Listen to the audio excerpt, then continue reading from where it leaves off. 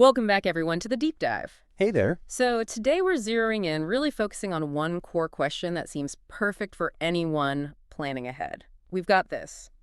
What It's called the final verdict, Right? and it asks point blank, is Lithuania worth visiting in 2026? Yeah, and what's interesting about this source, our material here, is it doesn't really hedge its bets.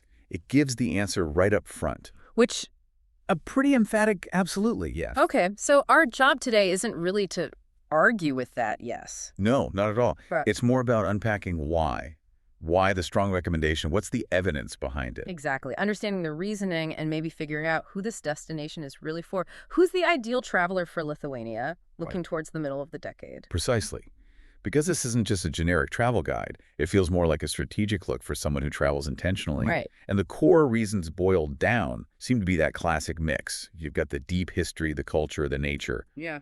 But, and this seems key, What's the but? the but is that it offers all this without what the source implies are the major downsides of, say, Western Europe right now. Ah, okay. So avoiding the usual suspects, crowds, the sky-high prices. That seems to be a central part of the appeal, yeah. Yeah. A way to get that rich European experience, but maybe more manageably. Okay, let's definitely dig into that. That contrast is probably a huge draw for people planning now for 2026. So starting with the real practical stuff, the things you can almost measure, what makes Lithuania stand out as rewarding? Well, the source material really hangs its hat on two main things initially, affordability and what it calls manageable scale. Affordability and manageable scale. And the idea is that these two things together really change the whole feel of the trip. They shift it away from constant budget stress towards, actual discovery. Let's zoom in on the money first, affordability. When we say that, what are we really talking about? Is it just like hostels are cheap? Or something more fundamental? It seems more fundamental. It's framed as a structural economic advantage. We're not just talking like saving a few euros on a coffee. Right. For someone maybe traveling longer term, it means your budget stretches further. Maybe that 2-week trip becomes 3 weeks or even 4 without a huge financial hit. Okay, that's significant for long-termers. But what about the average person taking, say, a 2-week holiday? For them, that affordability translates more into an upgrade in quality, I think. For the same amount you might budget for a standard mid-range trip in, say, Italy or France, Yeah. in Lithuania, you're potentially unlocking a significantly higher tier of experience. Better accommodation, better food, maybe more unique tours. Okay, that's a really important distinction. It's not just saving pennies, it's getting more bang for your buck, essentially. Better value. Can you give us a concrete example, like accommodation? What does that look like on the ground? Sure. So imagine your budget comfortably gets you a decent, maybe slightly small, 3-star hotel in, I don't know, central Florence. Right. Functional, but maybe not luxurious. Exactly. Well, that same budget in Vilnius, Lithuania's capital, could very likely land you in a really nice 4-star boutique hotel, possibly right in the heart of the Old Town, which is a UNESCO site. Wow. Okay, so better location, better amenities, just more comfortable. Yeah, more comfort, maybe better service. It changes the whole baseline of your stay. And does that apply elsewhere? Like food, experiences, those can really add up in Europe. It seems to apply across the board. Dining is a good example. Yeah. You hear about this new Baltic cuisine movement. Okay. Experiencing a high-end tasting menu, maybe 6 or 7 courses from a top chef in Vilnius, might cost you something similar to what you'd pay for just a pretty standard main course and maybe a shared appetizer in London or Paris. Seriously, that much of a difference. The cost difference can be really striking for that upper tier of dining. And it applies to things like guided tours, too. Hiring a private guide, maybe a historian specializing in a specific era for a whole day. Yeah, that's usually super expensive in major Western capitals. Right. Often prohibitively so. Yeah. But in Lithuania, according to this analysis, that kind of personalized deep dive experience becomes much more accessible. It moves from being a splurge Yeah. to something you can realistically factor into your trip. I can see how that would totally change your mindset as a traveler. You're less worried about every single euro, Exactly. and you have more mental energy to actually, be there and absorb the place. It frees you up to engage more deeply. Okay, but I have to play devil's advocate here a little. Yeah. If it's that much more affordable for tourists, does that create issues, like a 2-tiered system where tourists can afford things locals can't, or does it feel exploitative? That's a really fair question. And it's a risk in any destination where there's a significant cost of living difference. Right. What the source seems to imply, though, is that for now, in 2026, it represents genuine high value rather than just an inflated tourist bubble. Prices are rising, definitely, but from a lower starting point. And crucially, the sheer volume of tourism hasn't yet hit that saturation point you see elsewhere. So the value feels more connected to the actual local cost of living. So it's less likely to feel like a completely separate tourist economy. Perhaps less so than in hyper-touristed zones, yeah. Yeah. The type of traveler Lithuania seems to attract currently, maybe more of that deep explorer profile might also mitigate that feeling of separation. But it's definitely something to be aware of as a destination develops. Good point. So the economic advantage seems solid, at least for the time frame we're looking at. Let's pivot to the other pillar you mentioned, manageable size. Logistically, what does that mean for someone trying to make the most of, say, a week or 10 days? It basically means efficiency. Less time wasted, more time experiencing. Think about larger European countries. Yeah. Moving between two major cities, like Paris to Nice or Rome to Venice, can easily eat up half a day or more just in transit. Train stations, airports, the journey itself. Totally. It's a travel day. Right. But Lithuania is geographically much more compact. Your key points of interest, the capital, Vilnius, the second city, Kaunas, the coast around Klaipėda, they're all relatively close and well connected. Give me a sense of scale. How long are these journeys we're talking about? Okay, so Vilnius to Kaunas, it's a really important cultural link. By train, you're looking at roughly 90 minutes. Super easy day trip, or easy to combine them. 90 minutes, that's nothing, like a commute for some people. Exactly. And even going from Vilnius, the capital, all the way out west to the Baltic coast, that's probably the longest typical tourist journey internally. And that takes... Maybe 3 to 4 hours by train or car. Right. So entirely doable without losing a whole day. Okay, so within a typical 10-day trip, you could realistically experience the capital, the second city, and the coast. Absolutely. You could get a real sense of the country's different facets, the history in Vilnius, the sort of interwar modernism and culture in Kaunas, the unique nature out on the coast without feeling like you're constantly rushing or just staring out of a train window. That lack of intense time pressure sounds, well, relaxing, actually. Yeah, it is. And it's not just about travel between cities. The source specifically mentions accessible medieval towns. This Good. applies within the cities, too. How so? Take Vilnius Old Town. It's huge. It's a UNESCO site packed with history. Yeah. But it's also incredibly walkable. It's compact. You don't need to master a complex metro system or figure out 10 different bus lines just to see the main sites. Ah, so less logistical overhead just to navigate the place you're staying in. Precisely.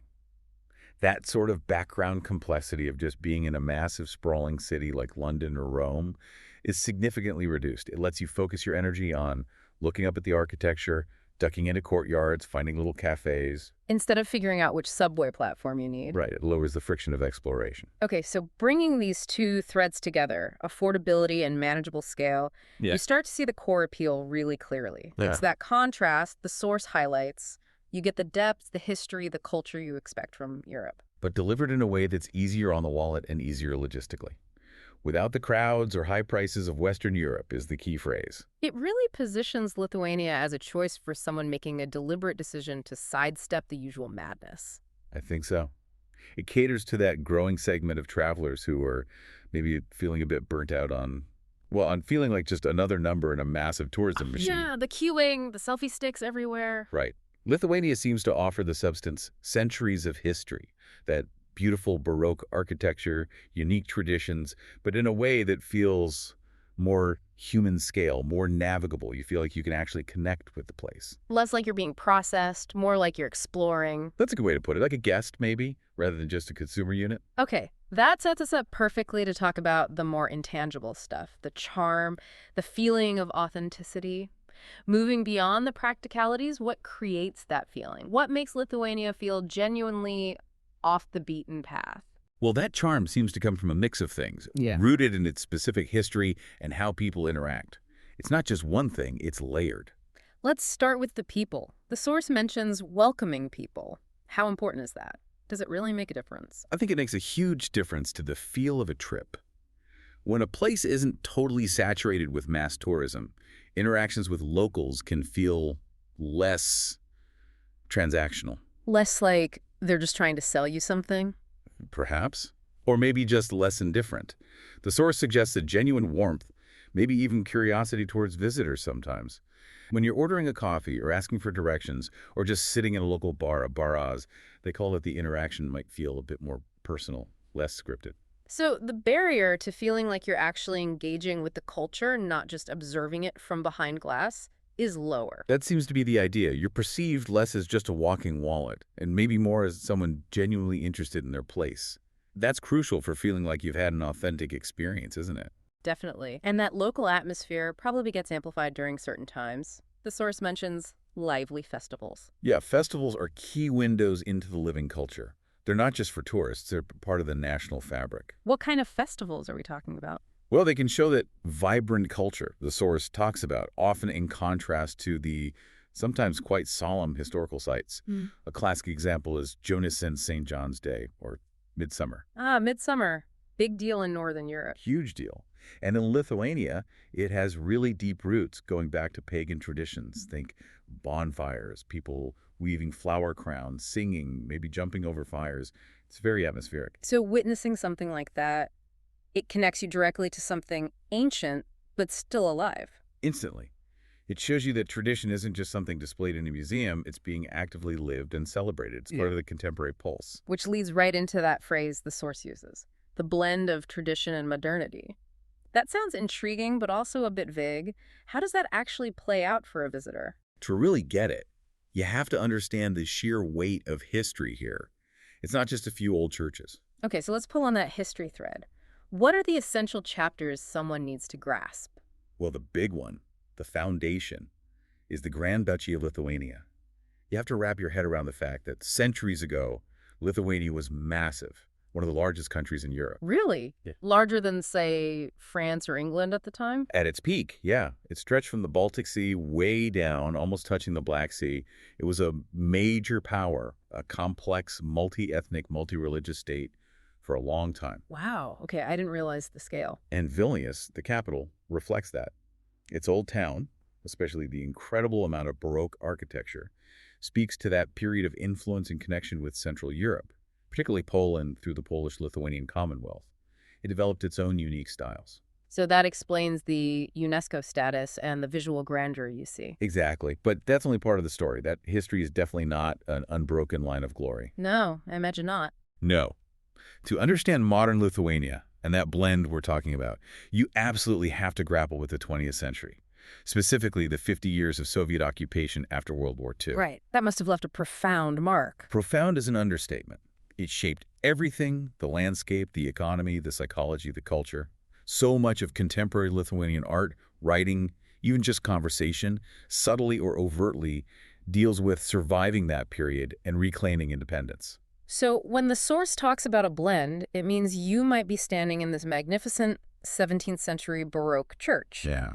But the art gallery next door might feature work directly confronting the Soviet past, or the tech startup in the building across the street represents this explosion of post-independence creativity. That's exactly it. You see the layers everywhere, the resilience. You mentioned the singing revolution earlier, that peaceful uprising using song and national identity to push for independence in the late 80s and early 90s.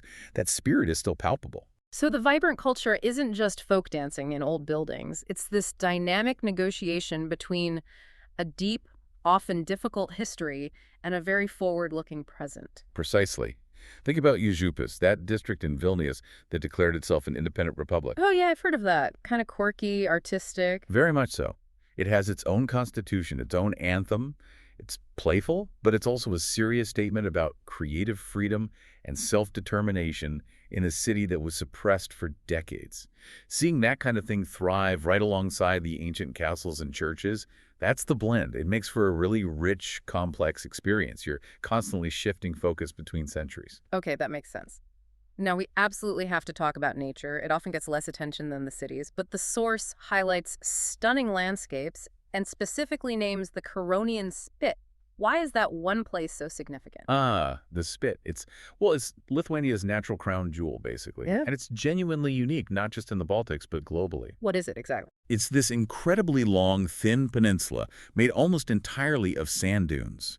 It stretches for about 60 miles, or nearly 100 kilometers, separating the Baltic Sea from a large, freshwater lagoon called the Curonian Lagoon. A sand dune peninsula in the Baltics. Yeah, it's shared between Lithuania and the Russian exclave of Kaliningrad, and it's a UNESCO World Heritage Site for both its natural beauty and the human effort to preserve it. It's known for having some of the highest moving sand dunes in Europe. Moving sand dunes, like desert dunes. Pretty much. Some parts are nicknamed the Lithuanian Sahara. These massive dunes are constantly being shifted by the wind, and historically they even buried entire villages. There's a constant battle between the forest and the sand. Wow, that sounds incredibly dramatic, like something from another continent entirely. It really is. The visual contrast is stunning. You have these vast, almost Saharan-looking dunes, then pine forests clinging to the sand, then the calm, reed-filled lagoon on one side, and the wild, open Baltic Sea on the other, all in this narrow strip of land. So if you've been immersing yourself in the history of Vilnius and Kaunas, Right, the deep history, the urban buzz. heading out to the Curonian Spit offers a complete change of pace and scenery. Completely. It's a pivot into pure nature. Wild, unique, incredibly beautiful nature.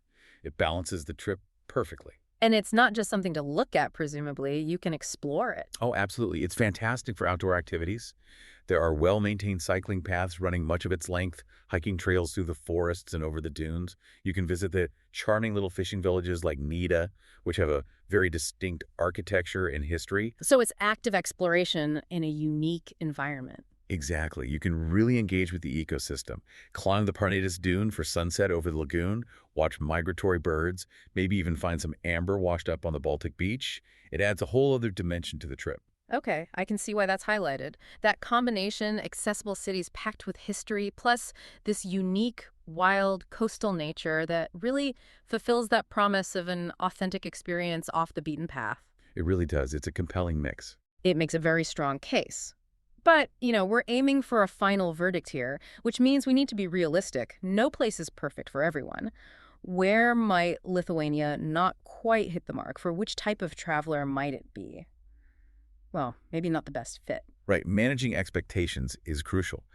And the source does include a key nuance, a sort of caveat. It's framed not as a flaw, but as a characteristic you need to be aware of. And that is? The main point is that Lithuania might feel more laid back. Laid back. Okay. Now, in the context of a European capital, what does that actually mean? If I'm coming from, say, London or New York, does laid back mean sleepy, inefficient? That's the potential worry, isn't it? Will things be open? Will service be slow? Exactly. How does it translate practically for a visitor?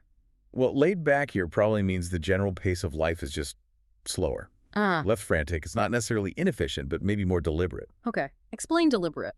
Think about sitting down in a cafe. In a super high turnover city, they might want you in and out quickly. In Vilnius, the vibe might be more that you're welcome to linger, read a book, chat for an hour. Service might feel less rushed, more intentional. Some might read that as slow, others as relaxed and higher quality. I see. A different philosophy of service, maybe? Possibly. It reflects a different rhythm to the day. But what about practical things? Like, if I desperately need something from a shop late at night or want dinner after a late flight, does laid back mean everything shuts down at 6 p.m.? It probably means you need to plan a bit more intentionally than you might in a true 24/7 global city. Basic necessities, pharmacies, supermarkets will have reasonable hours, especially in cities. But you might find fewer options for very late-night dining or shopping compared to, say, Berlin. So less spontaneity possible for late-night needs. Perhaps. Public transport is reliable, but it likely won't run with the same all-night frequency as the tube or the NYC subway. The overall energy prioritizes maybe quality of life and deeper engagement during the main parts of the day and evening, rather than constant high-octane availability around the clock. Okay, so it requires adjusting your own internal clock a bit, slowing down. Exactly. You need to sync with the local rhythm, which can actually be part of the pleasure if you embrace it, but if you fight it, It could be frustrating. it could. Let's push on the nightlife specifically. The source directly warns off travelers looking for nonstop nightlife or a very fast-paced city experience. How big is that gap compared to known party capitals? I'd say the gap is pretty significant if your primary goal is that kind of intense, large-scale clubbing scene. So, Lithuania has nightlife, but it's different. Absolutely. Vilnius, Kaunas, they have plenty of great bars. Craft beer is big, cool cocktail spots, places with live music. There's definitely energy, especially with student populations. But it tends to be more focused on maybe smaller venues, more intimate settings, quality over sheer scale and volume. So you won't find those massive super clubs pumping music until 8 a.m. every night of the week? That's generally not the vibe, no. It's not Ibiza or Berlin in that respect. The nightlife exists, it can be vibrant, but it's unlikely to be the overwhelming, defining characteristic of your trip in the way it might be in some other cities. Okay, so if your main reason for picking a European city break is that nonstop high-energy party scene. Then Lithuania, based on this analysis, is probably not your top choice. You might find it, well, a bit tame. Right, it comes back to aligning expectations with what the destination actually offers. Precisely. In this laid-back pace, it's not presented as a negative overall. In fact, it's reframed. How so? The argument is that this slower rhythm is actually what enables the deeper cultural immersion and historical discovery that Lithuania excels at. So the lack of frantic energy gives you space to actually notice things. Exactly.